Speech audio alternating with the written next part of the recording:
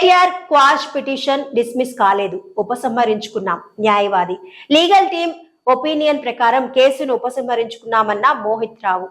కేటీఆర్ పై రాజకీయ కక్షతో బూటకపు కేసు పెట్టారన్న Soma Bharath.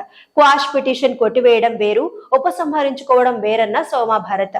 BRS working president KTR quash petition సుప్రీంకోర్టులో డిస్మిస్ కాలేదని ఆయన తరఫు అడ్వకేట్ మోహిత్ రావు తెలిపారు.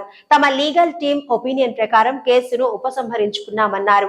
ఈ కేసుకు సంబంధించి ఏ కోర్టులో అయినా అప్పీల్ చేసుకునే అవకాశం ఉందన్నారు. ఏసీబీ ఎఫ్ఐఆర్ లో పేర్కొన్నవి ప్రొసీజర్ లోని ఇర్రెగ్యులారిటీకి సంబంధించిన అంశాలు అన్నారు.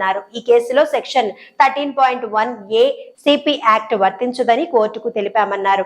ప్రపంచవ్యాప్తంగా 9 నగరాల్లోనే ఫార్ములా ఈ రేస్ జరుగుతోందని న్యాయవాది BRS general secretary Soma Bharat అన్నారు.